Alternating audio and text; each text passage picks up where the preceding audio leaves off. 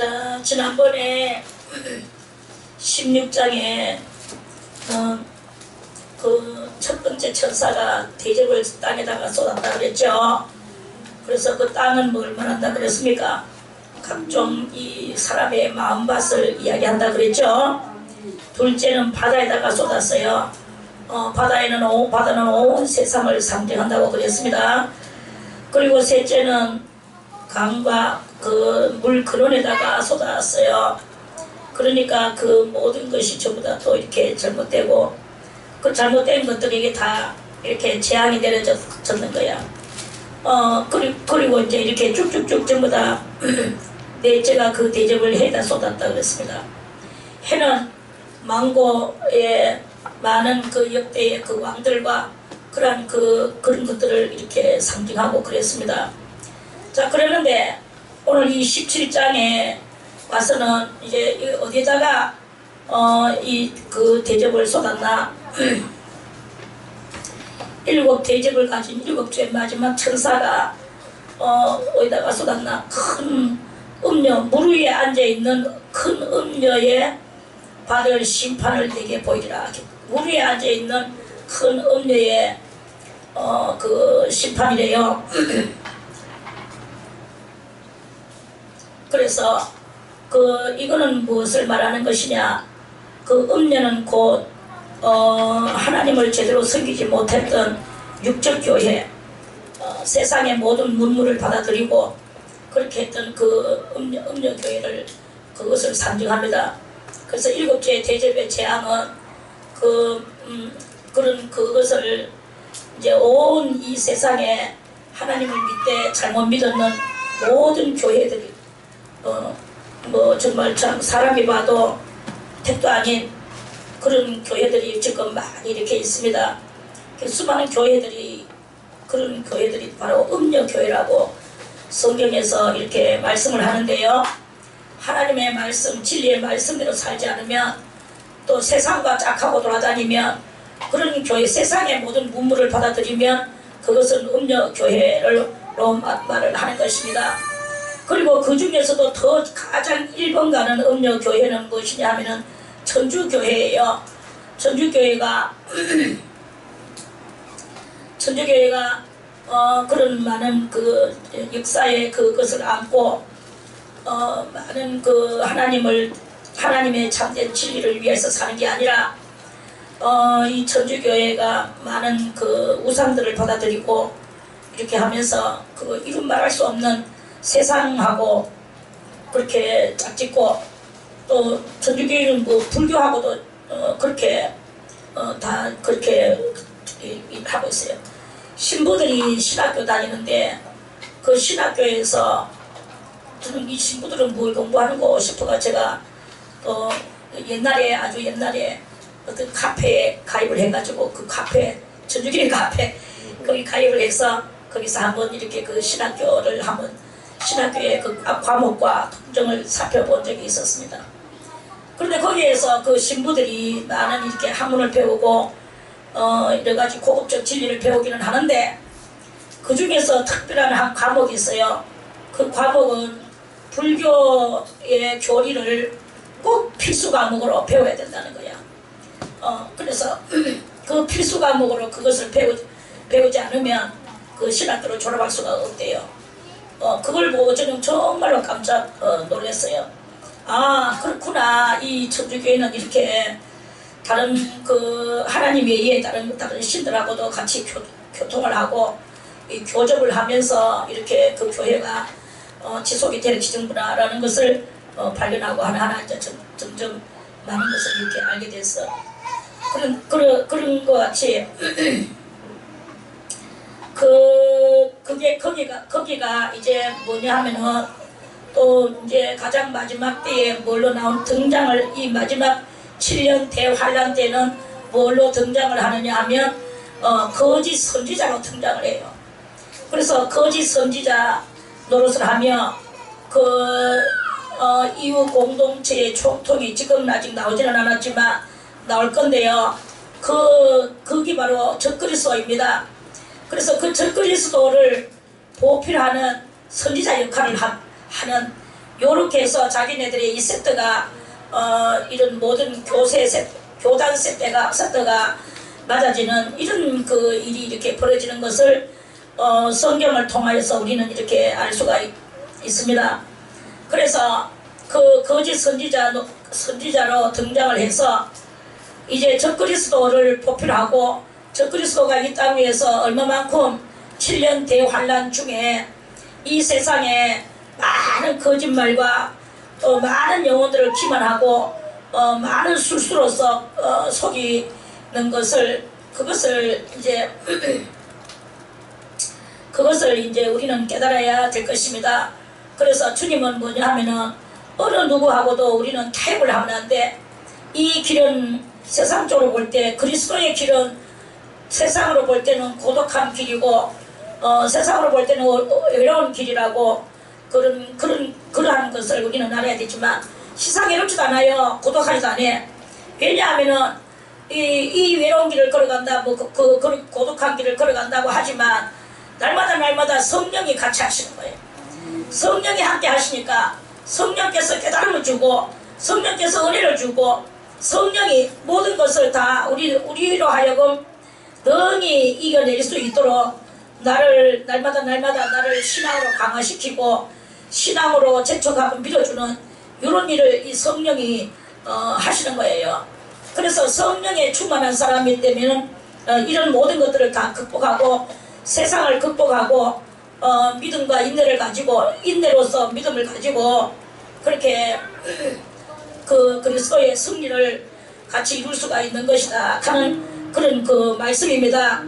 그래서 이런 그리스도의 승리를 이루는 우리 모두가 다 되시기를 바라겠습니다. 할렐루야. 자, 그래서요 이제 이 음료도 심판을 받는데요.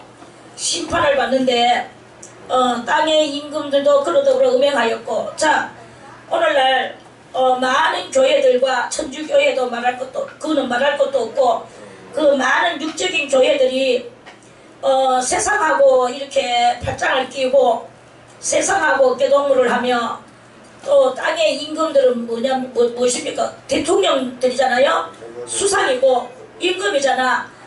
교회가 오늘날 국가를 위해서 조창기대를 하니 국가를 위해서 무엇을 하니 하지만 이 모든 것들은 다 뭘 말하는 것이냐? 음녀의 노릇을 하고 있는 그런 것으로 성경은 간주한다. 이런 말씀이에요. 할렐루야. 그래서요 그 땅에 그 음녀에 받을 심판을 네게 보이라. 땅의 임금들도 그러더러 음행하였고 그래서 국가는 교회를 또 이렇게 민주주의는 국가가 교회를 탄압하지 못해.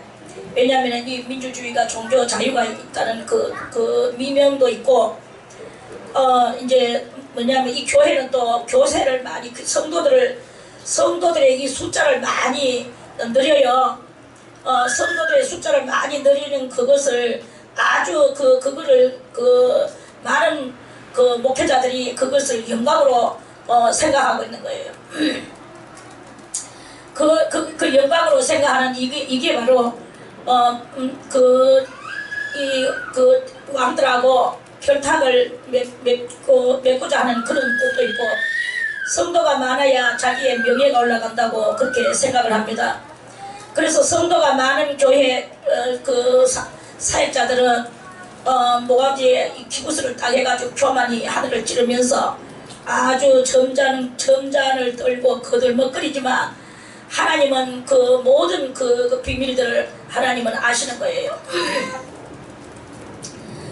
그래서 그러한 그것을 이제 우리는 그것을 깨닫고 하나님은 이스라엘 민족들이 광야 노중에서 이스라엘 민족들을 다 죽이셨다 그랬죠. 왜 죽였습니까? 다수를 하나님은 기뻐하지 않는다 그랬어. 다수가 뭐예요? 많을 가짜 셈숫자지. 많은 숫자의 사람들을 하나님은 원하지 않아.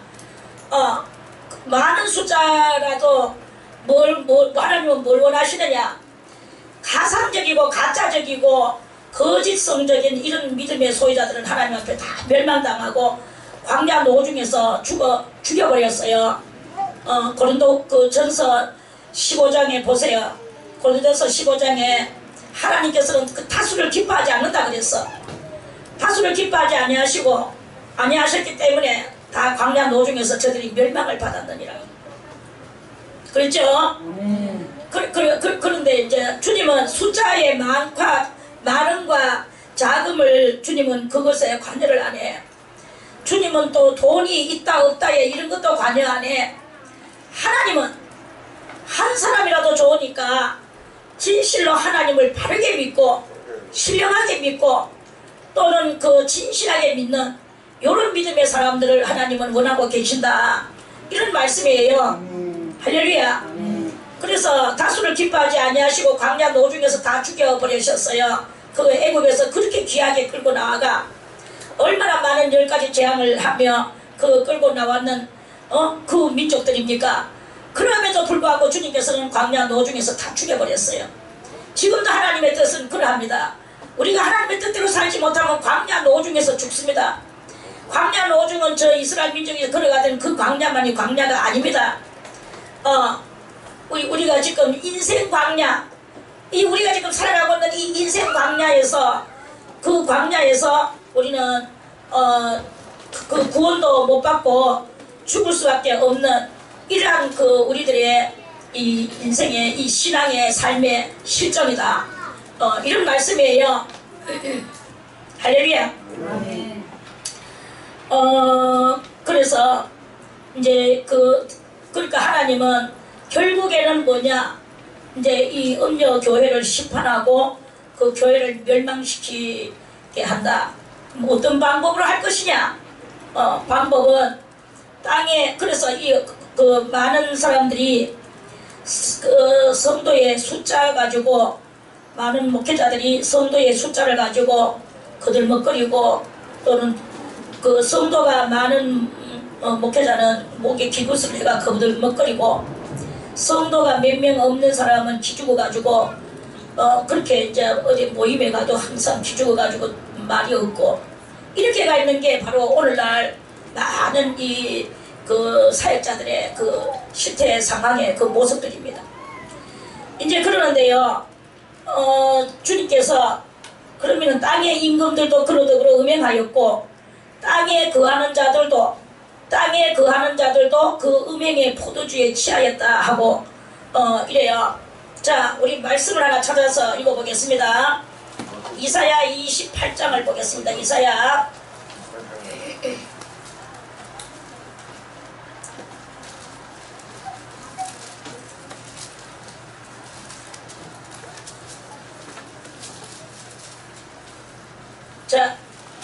이사야 28장 1절부터 읽어보겠습니다. 취한 자 에브라임의 교만한 멸류관이여 화있을진저 술에 빠진 자의 성 곧 영화로운 강같이 기름진 골짜기 꼭대기에 세운 성이여 세잔에 가는 꽃 같으니 화있을진저 보라 죽게 있는 강하고 힘있는 자가 쏟아지는 우박같이 파괴하는 강풍같이 큰 물의 창이랑같이 손으로 그 멸류관을 땅에 던지리니 에브라임의 취한 자의 교만한 멸류관이 발에 밟힐 것이라. 그 기름진 골짜기 꼭대기에 있는 그 영화의 세잔에 가는 곳이 유름 전에 처음 익은 무화과와 같으리니 보는 자가 그것을 보고 얼른 따서 먹으리로다. 그날에 만군의 여호와께서 그 남은 백성에게 영화로운 멸류관이 되시며 아름다운 화관이 되실 것이라.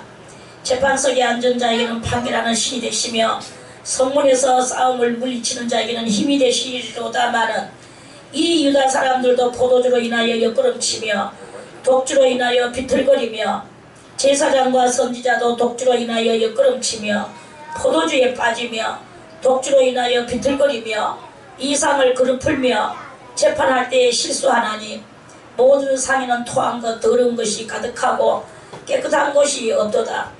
그들이 이르기를 그가 네게 지식을 가르치며 네게 도를 전하여 깨닫게 하려는가? 젖떨어져 품을 떠난 자들에게 하려는가? 대저 경계에 경계를 더하며 경계에 경계를 더하며 교훈에 교훈을 더하며 교훈에 교훈을 더하되 여기서도 조금 저기서도 조금 하는구나 하는도다. 그러므로 생소한 입술과 다른 방언으로 이 백성에게 말씀하시리라. 전에 그들에게 이르시기를 이것이 너희의 안식이요 이것이 너희 상쾌함이니 너희는 곤비한 자에게 안식을 주라 하셨으나 그들이 듣지 아니하였으므로 여호와께서 그들에게 말씀하시되 경계에 경계를 더하며 경계에 경계를 더하며 교훈에 교훈을 더하며 교훈에 교훈을 더하고 여기서도 조금 저기서도 조금 하사 그들로 가다가 뒤로 넘어져 부러지며 걸리며 잡히게 하시리라. 이러므로 예루살렘에 있는 이 백성을 치려는 너희 경만한 자여 여호와의 말씀을 들을지어다. 너희 말이 우리는 사망과 언약하였고 음부와 맹약하였음즉 너희는 재앙이 유행할지라도 우리에게 미치지 못하리니 우리는 거짓으로 우리 피난처를 삼았고 허위 아래 우리를 숨겼음이라 하는도다. 그러므로 주 여호와께서 가라사대 보라 내가 항도를 시온에 두어 기초를 삼았노니 곧 시험한 돌이여 귀하고 견고하는 기초돌이라. 그것을 믿는 자는 급절하게 되지 아니하리로다. 나는 공평으로 줄을 삼고 의로 줄을 삼으니 우박이 거짓의 피난처를 소탕하며 물이 그 숨는 곳에 넘칠 것인즉 너희의 사망으로 더불어 세운 언약이 패하며 음부로 더불어 세운 맹약이 서지 못하여 넘치는 재앙이 유행할 때에 너희가 그것에게 발핌을 당할 것이라. 그것이 유행할 때마다 너희를 잡을 것이니 아침마다 유행하고 주야로 유행한즉 그 전하는 도를 깨닫는 것이 오직 두려움이라. 침상이 짧아서 능히 몸을 펴지 못하며 이불이 좁아서 능히 몸을 싸지 못함 같으리라 하셨나니 대저 여호와께서 보라심 산에서와 같이 일어나시며 기브온 골짜기에서와 같이 진노하사 자기 일을 행하시리니 그 일이 비상할 것이며 자기 공을 이루시리니 그 공이 기이할 것임이라. 그러므로 너희는 경만한 자가 되지 말라. 너희 결박이 우심할까 하노라. 대저 온 땅을 멸망시키기로 작정하신 것을 내가 만군의 여호와께로서 들었느니라. 쭉 해서 29장까지의 말씀인데요. 그러므로 너희는 하나님의 말씀을 듣고 스스로 연단을 받으라 이거예요. 파종하는 자가 어찌 파종만 하겠느냐, 갈기만 하겠느냐, 개간하며 고르기만 하겠느냐, 다 뿌릴 때도 이렇게 있는 것 같이 인생의 이 참된 진리의 도를 깨닫게 해주는 이 말씀입니다. 자, 그건 그렇고, 자, 이 1절에 치안자 에브라임의 교만한 멸류관이여. 자, 이 말씀은 무슨 말씀일까요? 성경에서는 이토록이나 곳곳에서 우리 이방 성도들에게 주님께서 이렇게 말씀을 주셨어요. 뭐에 취했나? 세상에 취했죠. 세상에 돈 버는 거에 취하고 어쨌든 간에 자기가 하고 있는 업에 취하고 뭐 신령한 것에 취한 게 아니라 이 세상에 물질 사상에 취해 있는 거예요. 그러한 모든 것들은 그 에브라임은 많은 에브라임이 뭐냐? 에브라임에 대해서 우리는 좀 알아야 됩니다. 에브라임은 누구의 아들이냐? 요셉의 아들이죠. 요셉한테는 에브라임과 또 하나 아들 이름이 뭐고?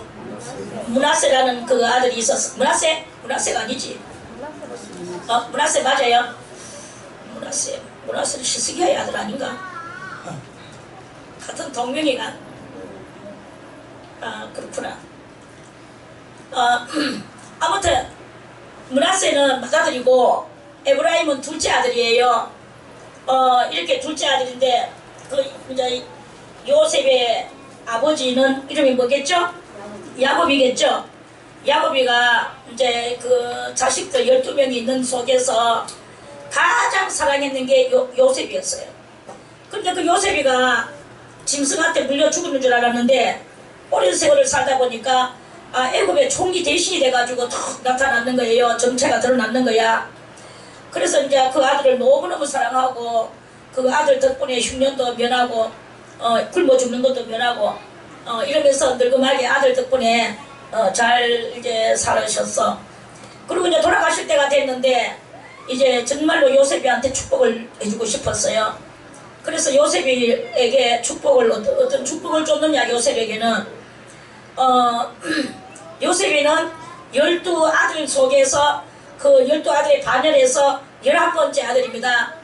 그런데 요셉이의 아들도 그 아버지 바늘에 올라가지고 이 모든 그 축복이 아버지 바늘에서 손자 바늘이 아니고 야곱한테는 손자인데 손자의 바늘이 아니고 이 두 아들은 그 아들 바늘에 12 그 아들 속에다가 이 아들을 집어넣었어요. 그래서 이 천국 나라가 12숫자로서 이루어져야 되는데 그러면은 어떻게 해서 이것을 맞춰져 나갈 것인가. 성경은 아주 오묘하게 그것을 이들의 이 삶을 풀어나가요. 그래 이제 오랜 세월이 또 살다 보니까 그래서 이 요셉의 두 아들도 아버지 바늘에 자기들은 손자 바늘인데 손자 바늘에 안 하고 아버지 바늘에 올라섰죠. 아버지 바늘 이건 조금 동떨어진 이야기겠지만 들어놓으세요. 그래서 손자 바늘에서 아버지 바늘로 승급을 했어. 승급. 그러면은 전부 다 이 집의 아들이 12에다가 또 두 손자가 올라오면서 사람은 전부 다 몇 명이 됐습니까? 14명이 됐어. 그럼 이걸 어떻게 해서 그럼 천국은 12수여야 되는데 야곱이가 낳는 거는 12이어야 되는데 이 두 아들을 거기 올려놓고 아버지는 그 성령으로 말미암아 예언만 그렇게 하고 아버지는 돌아가셨어요. 그러니까 또 일단 많은 세월이 지나가고 난 뒤에 거기서 야곱의 12아들 중에서 단이라는 족속이 사라져버렸어. 단이라는 족속이 어떻게 사라졌는지는 성경에 나오지는 않아요. 그러나 그 단 족속이 야곱이가 돌아가실 때 그 단한테 예언을 하고 12아들한테 다 예언했는데 단한테 예언했는 그 예언의 말씀이 있죠. 그 예언의 말씀으로 볼 때 단은 길의 독사라고 그랬어요. 길의 뱀이다. 너는 길의 뱀이다. 길은 어딥니까? 길은 이 나그네 인생길, 그 나그네 세상길에 그러니까 이 사람들은 이스라엘 나라, 저 영토만이 자기들의 천국을 유지하는 것이고 그 외의 모든 것은 다 지옥 갈 사람들의 인생 나그네 길이라고 그 사람들은 그렇게 알고 있거든요. 그리고 우리도 또 그렇게 또 부인하는 것도 부인하지도 못하고 그래 되는 상태 속에서 그럼 길의 뱀이여 독사의 첩경의 독사리로다. 그랬어요. 첩경의 독사리로다. 그래서 이 단은 그 자기 족속에서 사라져서 이방 땅에 가서 자기가 또 한 자리를 펼치고 한 족속을 이루면서 사라졌다. 이렇게 봅니다. 그래서 한 지파가 사라지고 이 요셉의 두 아들이 반지파씩 차지하게 됐어. 그래서 그 반지파, 므낫세 반지파, 에브라임 반지파 이들이 다 반지파씩 해가지고 둘이 합해서 그 한 지파를 거기 뭐 그렇다고 단지파 속에 앉았다 이 말은 아닙니다.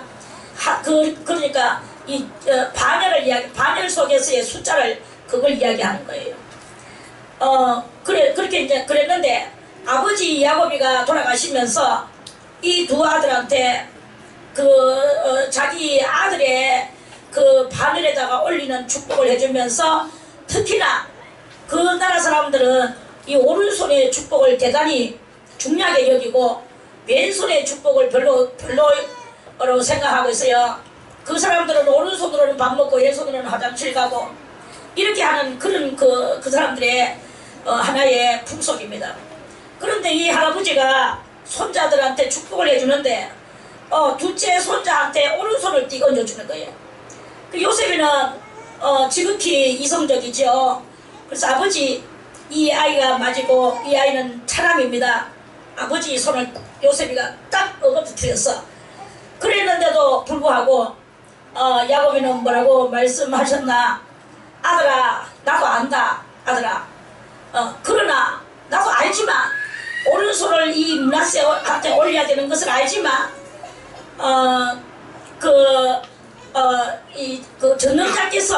전능자께서 요리하라고 하시는데 내들 어떡하겠나. 이러니까 이 예언은 사람이 하는 것 같이 보여도 이 예언은 다 하나님께서 그렇게 하신다라는 것을 그걸 역력히 이제 보여주는 그런 말씀이죠. 그래서 이 에브라임이 오른손에 축복을 받고 그 므낫세는 왼손에 축복을 받았어요. 자, 그러면 이 에브라임과 므낫세는 무엇을 상징하는가? 이 두 아들은 하나는 이스라엘을 상징하고 하나는 이 열방에서 구원받아 나온 열방 구원자들을 상징하는 것입니다. 자, 그런데 그 이스라엘 민족은, 이스라엘 국가는 뭐냐? 장자 국가예요. 그래서 장자 국가니까 이 므낫세는 자동 케이스로 이 이스라엘을 상징하고 그러는 거야.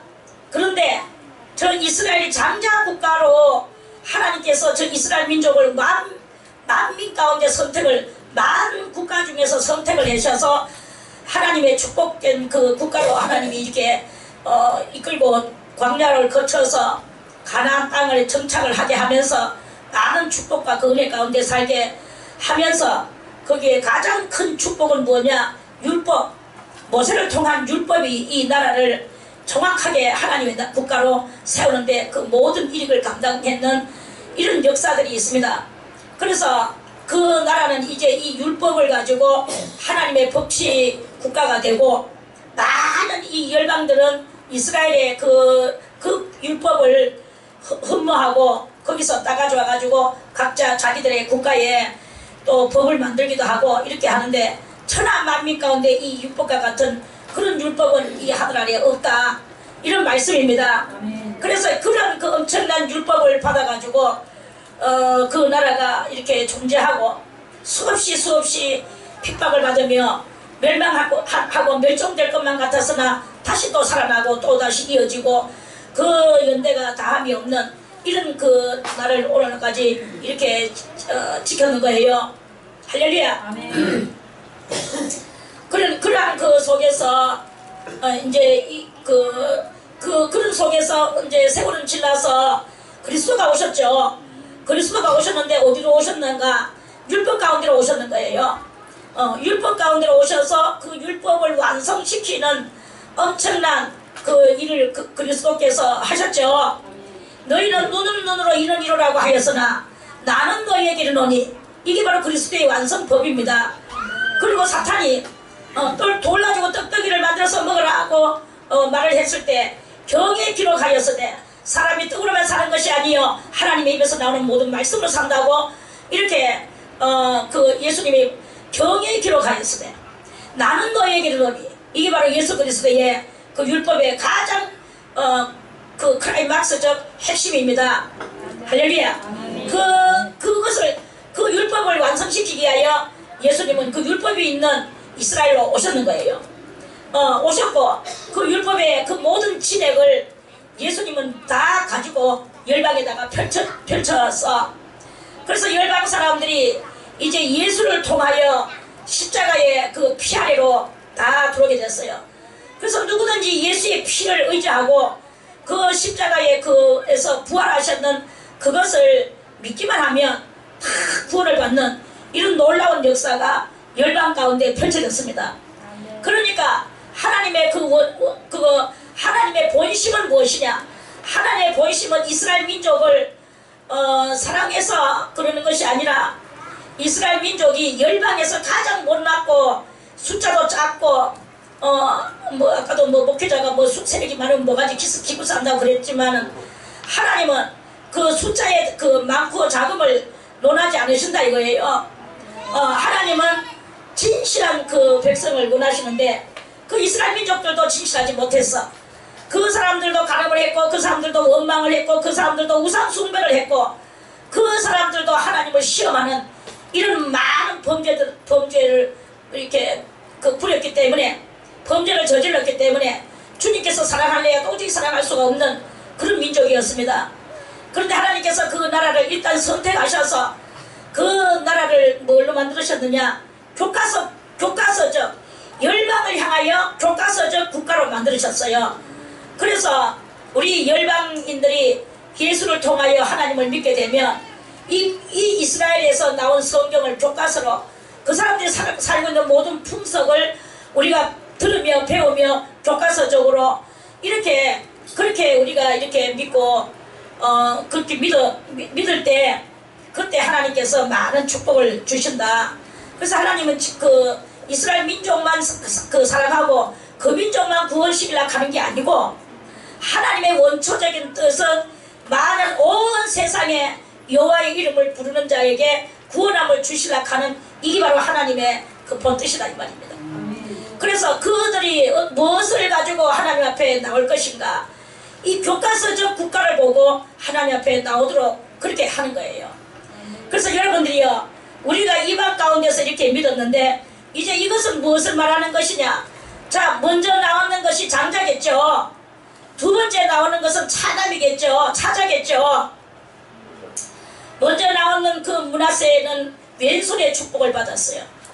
그거는 곧 뭘 예언하시는 것이냐 하면, 저 이스라엘 민족은 이 율법을 완성케 하시라 하는 예수 그리스도가 오실 때 예수님을 받아들이지 않았단 말이야. 지금까지 받아들이지 않았어. 그래 이제 약간 이제 완전 마지막 때가 되니까 이제 약간 받아들이면서 지금 거기에도 교회들이 이렇게 좀 이렇게 어느 정도 섰어요. 그런 그 시점에 우리가 이렇게 지금 살고 있는 것이다 하는 말씀입니다. 장자는 뭐 하냐? 예수를 받아들이지 않으면 장자고 나발이고 다 필요 없다, 이렇게 될 수밖에 없는 거예요. 그런데 이 열방은 늦게 이스라엘보다도 늦게, 훨씬 늦게 그 아브라함의 역사 4,000년이라 하면은 우리는 그 후 2,000년이 지나고 난 뒤에 2,000년의 역사밖에 안 되는 게야, 열방 구원은. 그래서 이 열방이 늦게 2,000년 늦게 믿었으니까 자동 케이스로 차자가 된 거죠. 그래 차자가 됐지만 여기는 무엇을 했느냐? 예수 그리스도. 말해서 이 신을 믿는 것에서는 영을 받아야 돼요. 점쟁이는 귀신의 영을 받아야 되고, 또 뭐 점치는 사람들은 그 산신령을 받아야 되고, 아기 동자신을 받아야 되고, 신이 들어와서 신의 역할을 해야 되는 거예요. 우리는 예수를 믿으며 성신을 받아야 되는 거야. 성신을 받아야 되는 것은, 성신은 그 보혜사 예수의 신이다 이 말입니다. 그 예수의 신은, 예수님은 누굽니까? 장자 중에 장자야. 이 장자 중에 장자인 이 성령이 우리 속에 들어왔을 때, 그 우리 속에는 장자의 영이 역사를 하고 활동을 하는 이 장자의 총회의 회원으로 될 수 있는 이런 이야기가 있다. 이런 그 말씀입니다. 할렐루야. 그래서 이제 그래서 2000년 전에 이 차자인 에브라임과 같은 열방이 예수를 받아들여서 많은 하나님의 축복을 받았어요. 영국이 받아들이고, 영국이 얼마나 그 하나님을 잘 믿었습니까? 그래서 하나님의 십자가의 촛대가 영국에 있다 그랬잖아. 그랬는데 영국이 하나님을 섬기는 것에 대해서 많은 위반을 하고 그 이단 같은 행실을 해가지고, 그렇게 이제 해서 영국이 촛대가 무너지고, 그때 영국에 있던 그 청교도 교인들이 있었는데, 이 청교도 교인들이 학대하고 그 핍박을 하고 다 죽이고 학살을 했어요. 그러니까 이 청교도인들이 살 수가 없어서 그 망망대해를 이제 배를 타고 그 배를 타고 망망대해를 나가지고 저 아메리카를 발견해가지고 오늘날에 그것이 미국이 됐잖아요. 이제 그래서 이 미국이 이렇게 온 세계에 이제 하나님의 축복이, 영국에 있을 때는 영국이 엄청난 발전을 했어요.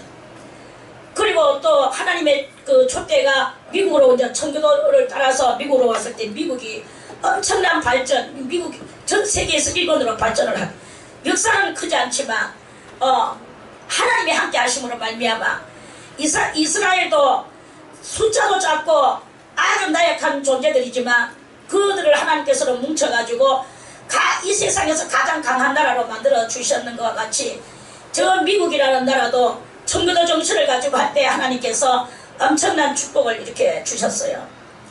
그런데 이제 그 미국의 히피족들의 그 히피, 영국에는 청교도를 학대하는 것이고, 또 미국은 히피족을 받아들인 것이고, 이게 다 그들의 잘못입니다. 잘못이 바로 그거예요.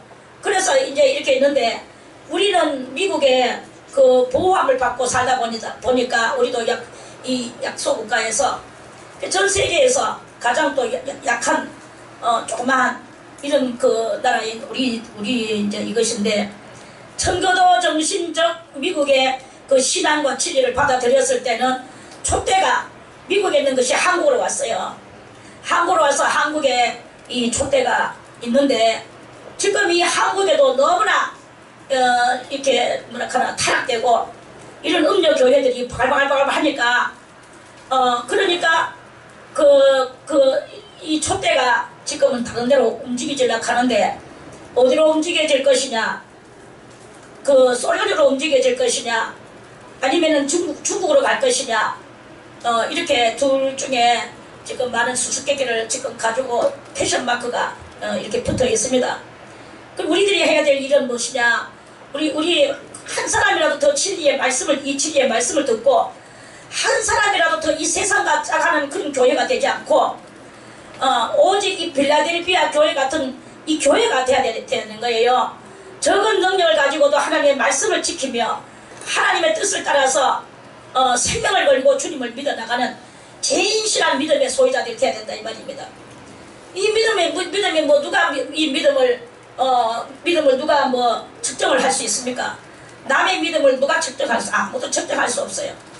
아무도 측정할 수 없고 오직 하나님만이 아시는 그 믿음이 우리들 속에 있어질 때, 그게 이제 그것이 아브라함한테 하나님께서 의인 10명만 있어도 소돔과 고모라성을 멸망하지 않겠다고 하신 하나님의 말씀대로 이 지금 촛대가 움직이지않고 들썩들썩하고 있는 이것은 엄청난 이게 지금 나라가 혼란에 지금 때가 빠져있는 이런 것이기 때문에 이란 속에는 촛대가 있지 않습니다. 그래서 이란 속에 그 의인 10명이 되어서 그 의인의 숫자에 들어가야 되는 그런 그 우리들의 숙제가 있다 이런 말씀입니다. 자, 예레미야를 우리 한번 보겠습니다. 예레미야 5장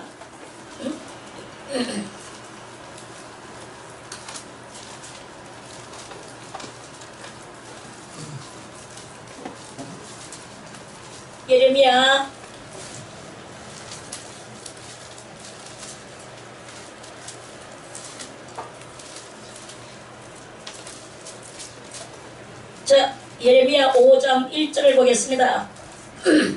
너희는 예루살렘 거리로 빨리 왕래하며 그 넓은 거리에서 찾아보고 알라.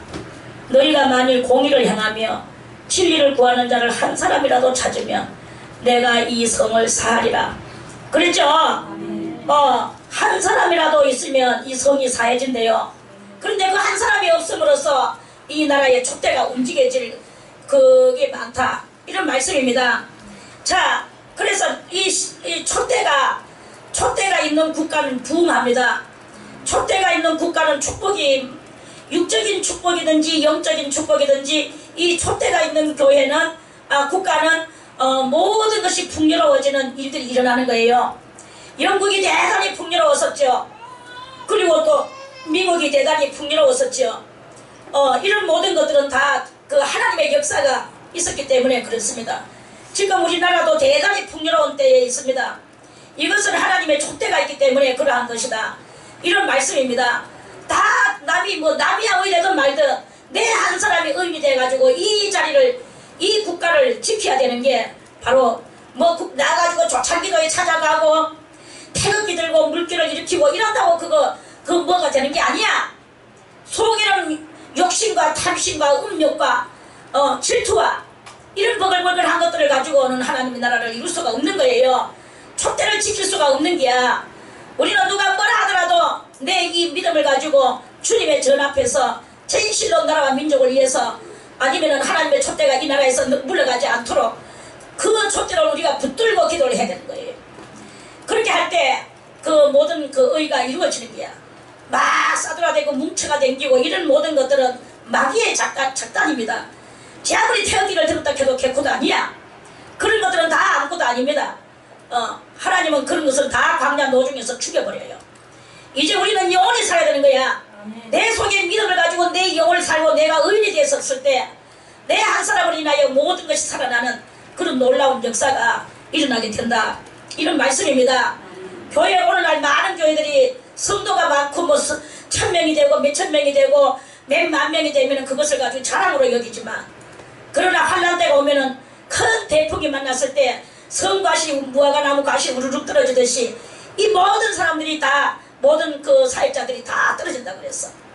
저 천주교가 불교하고 손잡고 저렇게 나가듯이 오늘날 이 개신교의 교회들 목사들도 전부 다 누구하고 손잡았느냐? 프리메이슨하고 손잡았어요. 다 프리메이슨하고 손잡고 프리메이슨에 그 붙었을 때 그게 바로 성가시 떨어지듯이 덜 익은 영혼이 떨어져 나가서 멸망의 그 구렁이로 빠지는 이러한 일이 일어나는 것이다, 이런 말씀입니다. 진정한 그리스도 예수의 사람은 모퉁이 돌적 심정을 가져야 돼요. 모퉁이 돌이 뭡니까? 우리가 건축을 하고 나면 그 옆에 기념돌이 있잖아요. 그 건축물이 어떻게 돼서 건축이 됐는가를 이 돌멩이에 다 기록해놨어. 온 인류의 이 제약의 날과 구원의 날과 또는 그 모든 이 역사에서 세워지는 하나님의 나라를, 그거를 이루기 위한 그 모퉁이 돌은 예수 그리스도십니다.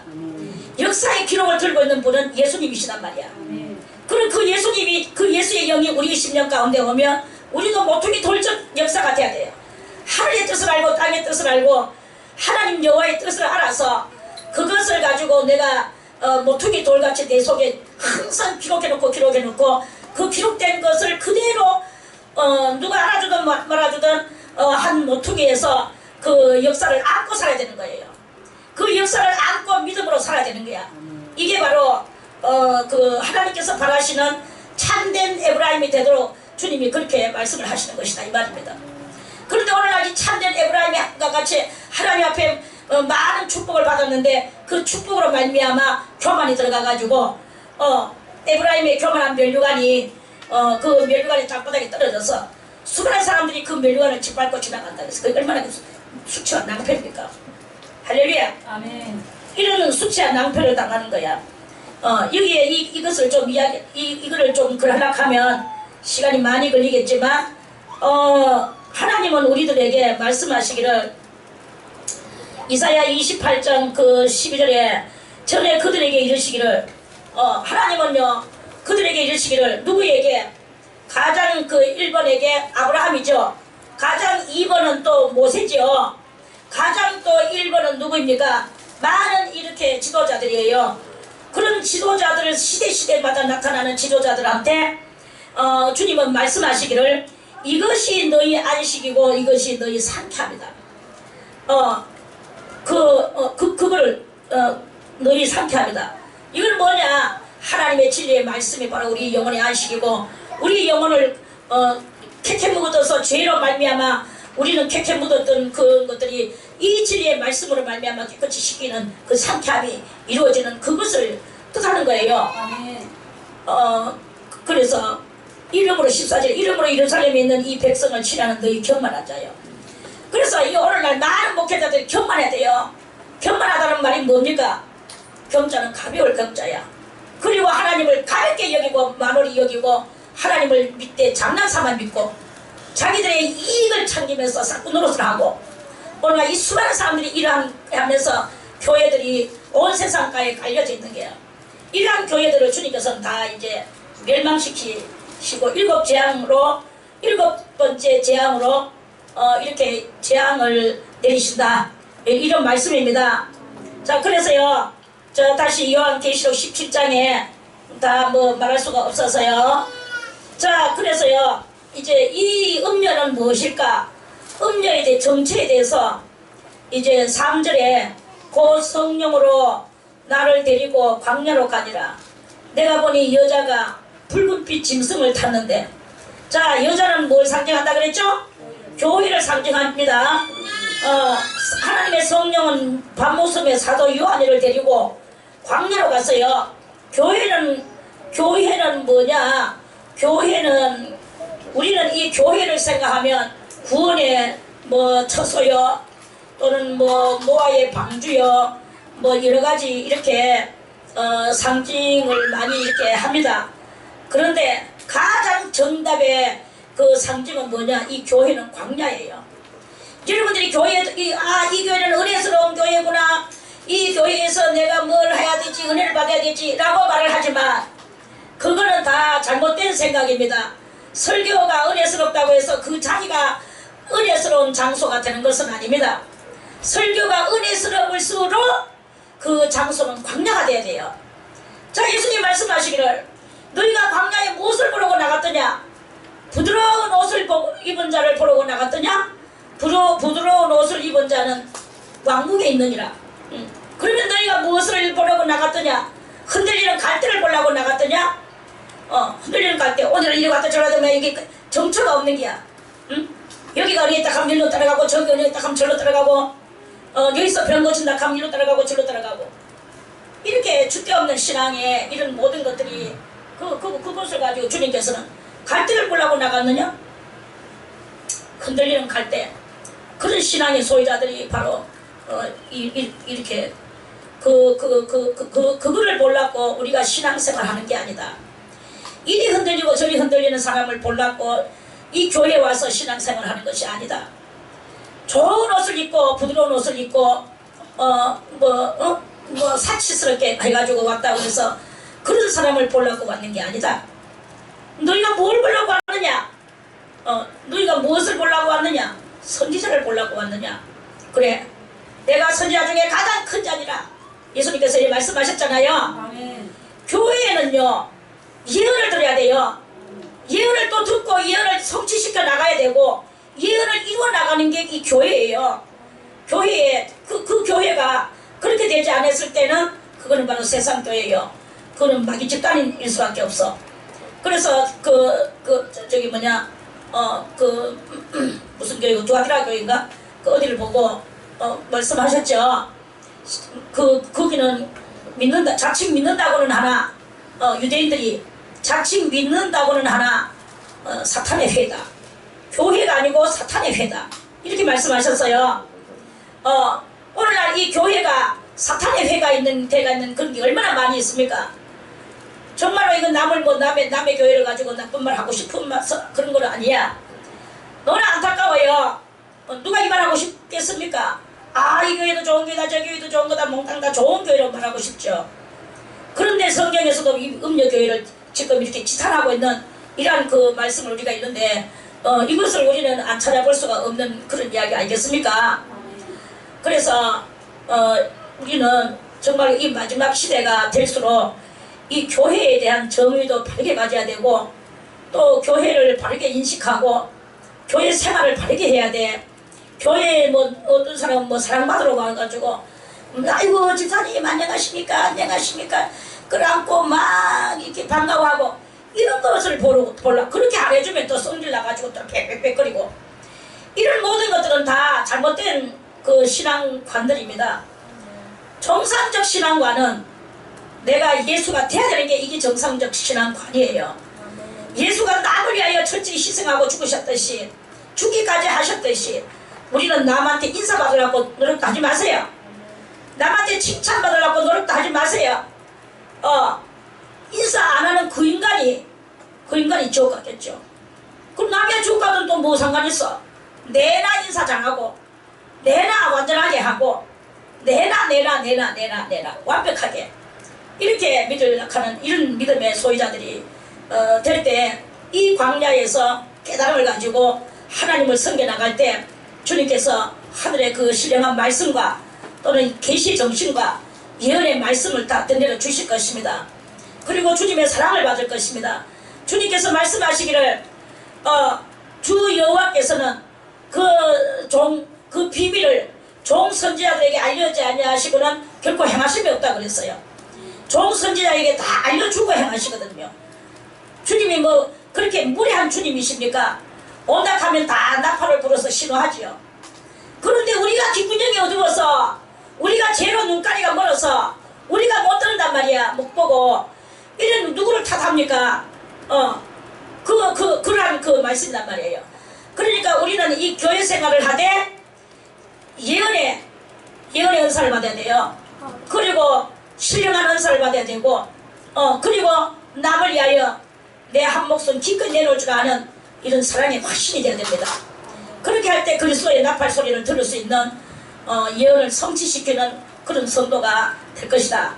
이러한 말씀입니다. 할렐루야. 그렇게 되기를 다 바라겠습니다. 그래서 신앙은 누구의 의한 신앙이 아니야. 내가 나로 의한 신앙이에요. 남편이 뭐 나의 신앙을 방해한다 개구부터 소리 하지 마세요. 그것을 방해할 때 그것을 이용하여 더욱더 나의 신앙을 강화시킬 수 있는 스스로의 연단을 만들어 나가는, 연단을 당해 나가는 그런 그 연단을 겪어 나가는 이런 그 성도가 될 때 그게 바로 바른 길이다.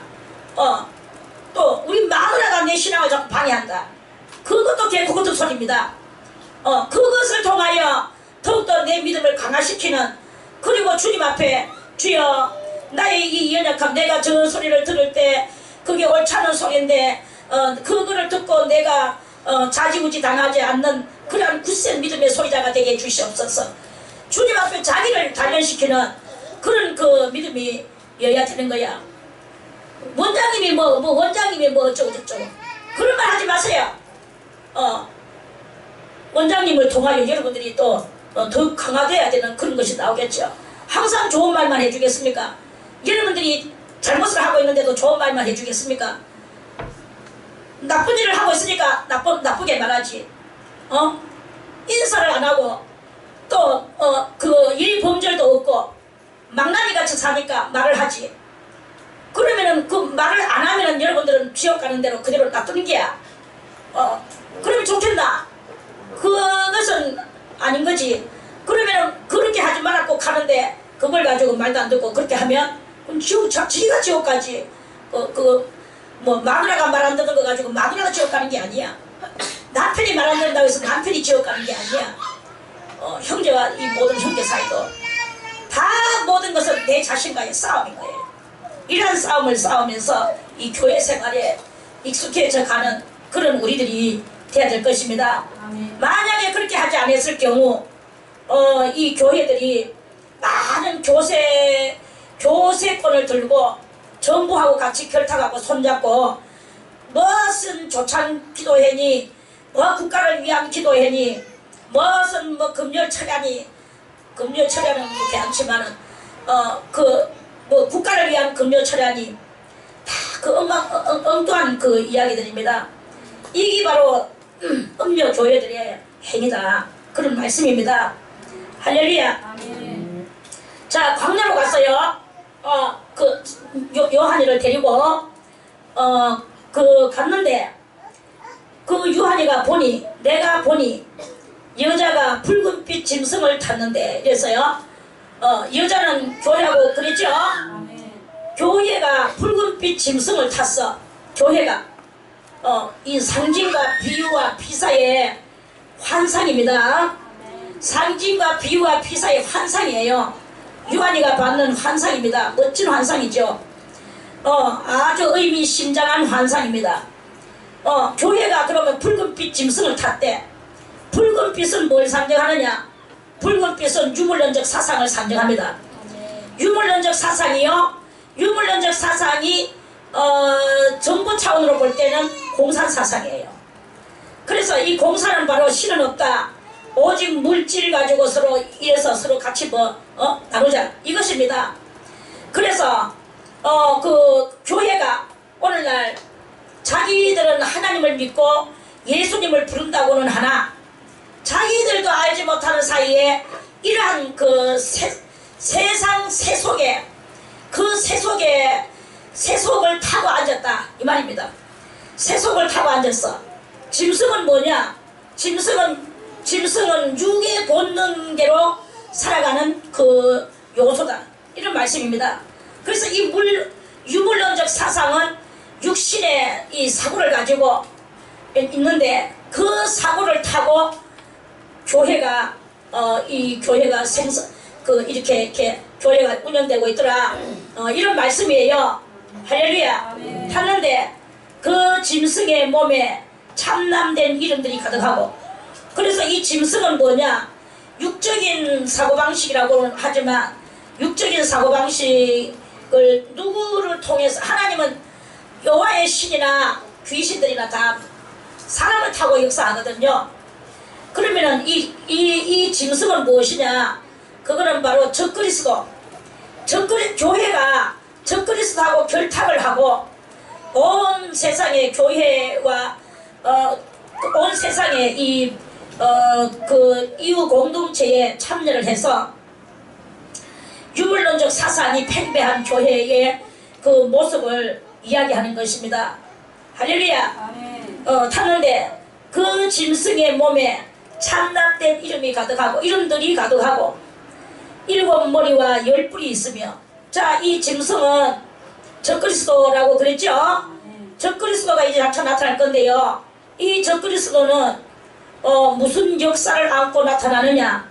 이 온 인류의 세상 인류 영토 전쟁 때부터 시작해가지고 사상 전쟁 때와 또는 지금 이 경제 전쟁, 이 경제 전쟁을 다 이 적그리스도가 다 그 역사를 안고 이 세상의 마지막 때에 큰 두각을 드러내며 출현한다. 이런 말씀이에요. 그래서 그 역사는 뭐냐? 그 몸에 참남된 이름들이 가득하고, 참남된 이름은 지금 나타나는 그 적그리스도가 온 세상하고 조약을 맺어요. 조약을 맺어서 그래서 이제 국경선거 없다, 인종차별 없다, 남자 여자 성적 차별 없다, 또는 그 밖에 유무식 차별 없다.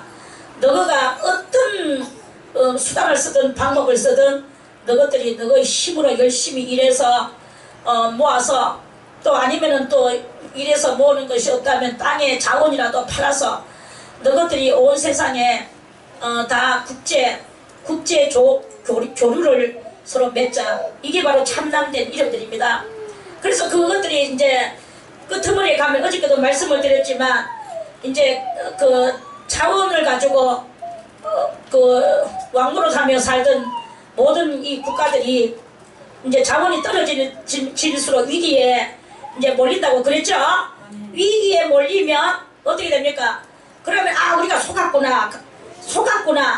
참남되는 것에다가 속았구나. 참남이 뭐예요? 거짓 참자에 넘칠 남자야. 거짓말이 넘치는 조약 속에 우리가 속았구나. 이것이 정체가 드러나는 그것이 온다 이 말입니다. 이 말씀들이 다 반복이 되니까 저도 같이 다 반복을 할 수밖에 없어요. 반복이라고 말하지 마세요. 듣고 또 듣고 계속 들어도 여러분들은 생소할 겁니다. 그래서 이제 이 참남된 이름들이 여러 가지로 이런 조약을 그게 마치 평화조약 같이 보여. 그러나 그 모든 것들은 거짓말이다. 거짓말이 넘쳐나는 그 조약들이다. 이런 뜻입니다. 그리고 7머리와 켜서 7머리는 온 인류의 역대에 이 7머리 제국왕들이 많이 나타났다가 사라지고 역사의 뒤안길로 사라지고 했는데요. 가장 스타트적 그 제국왕이 누구냐 하면은 그 창세기에 나오는 니무롯이에요.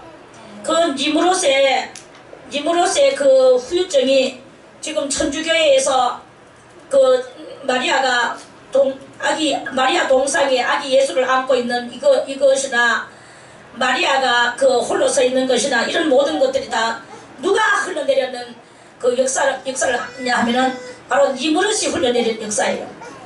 니무롯이 다 여러분들이 수없이 이야기해서 알겠지만 니무롯이 그 근동 지역에 아주 강대한 그런 연걸이라고 그랬어요. 연걸.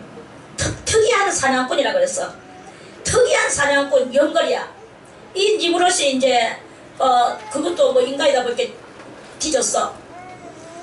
그래 뒤지니까 이제 사람들이 그 근동에 전부 다 이 니무롯한테 소속돼가 살던 사람들이 다들 어수선하고 하가 있는 판에 니무롯의 마누라 아세라가 자기 아들 담무스를 안고 나와서 여러분들이 따르던 니무롯은 죽지 않았다.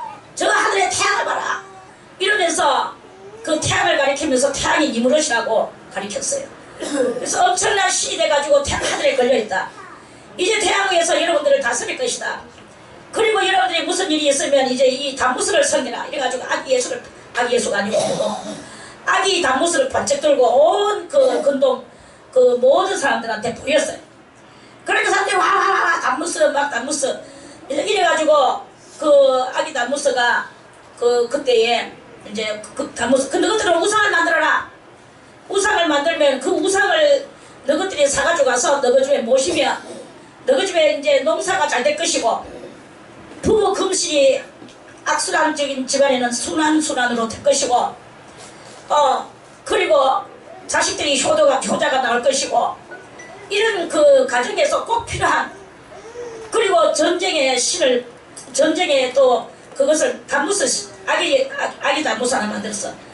아기 단무스는 전쟁에 이 모든 것을 다 막아주는 그 전쟁에 그 평화를 준다. 전쟁이 안 일어나도록 해준다.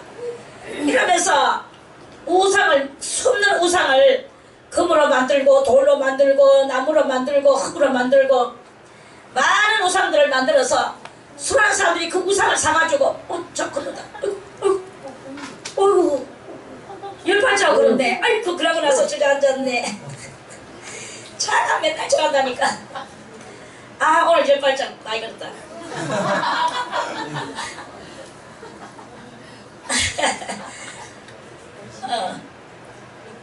그래서 수많은 사람들이 이 우상을 가져가가지고 저거 집에다가 가장 좋은 곳에다가 보관을 하고 안치시켜 놓고 그것을 섬기면서 그 우상을 의지하고 그랬어요.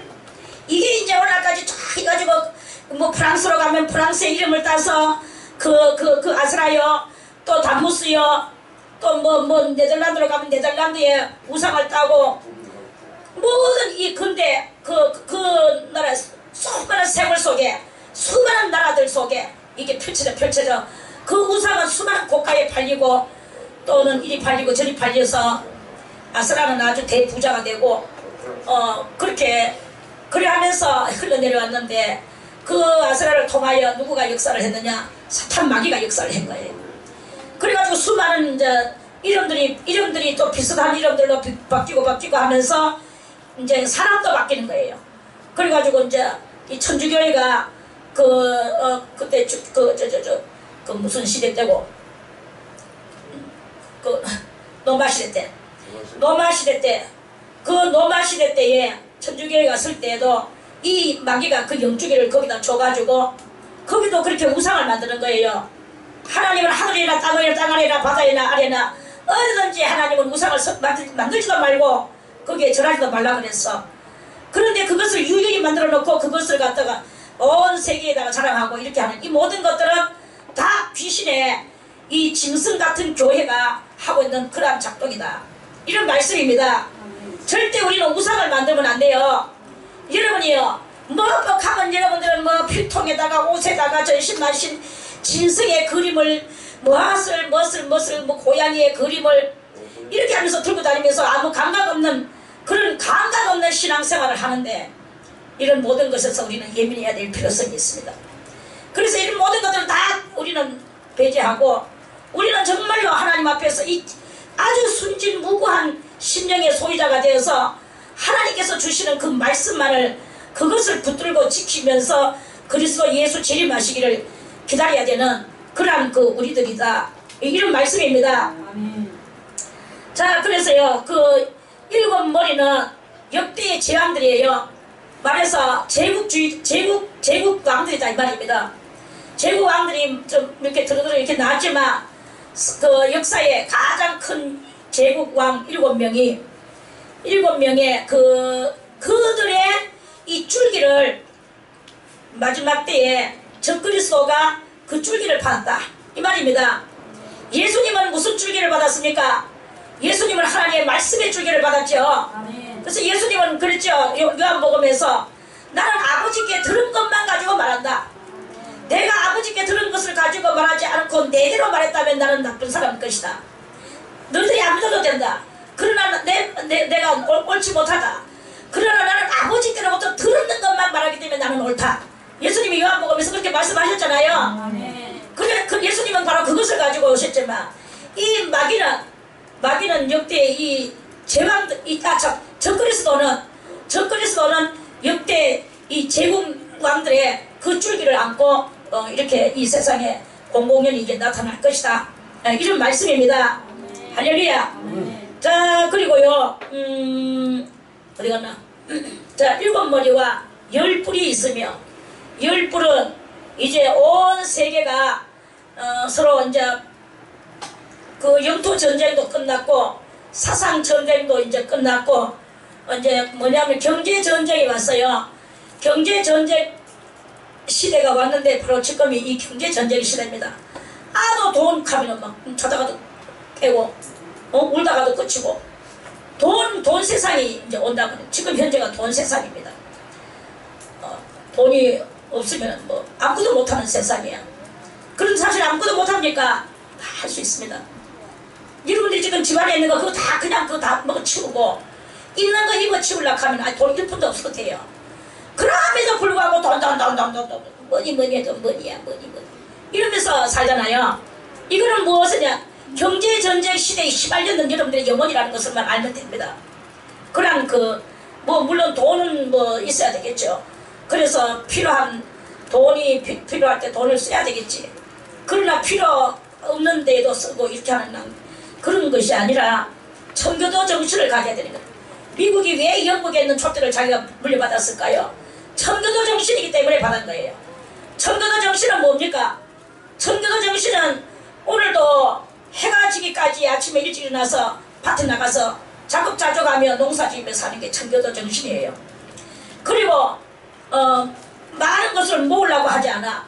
청교도 정신은 오늘 일용할 양식이 있는 것으로서 그것으로 족하는 그런 삶을 사는 게 청교도 정신입니다. 그리고 남을 위하여 사는 거예요. 그런 그것을 가지고 이 청교도 정신일 때는 하나님의 그 촛대가 거기에 가지고 있었어. 그런데 이 타락의 그 줄기인 그러한 것들이 받고 미국이 지금 타락을 했습니다. 그래서 유물론적 사상으로 빠졌어요.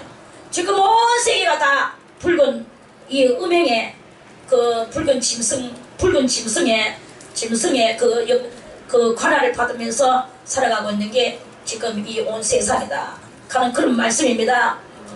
자, 그래서 그 10나라가 이제 임원국이 되고 전 세계에서 그게 바로 이웃 공동체입니다.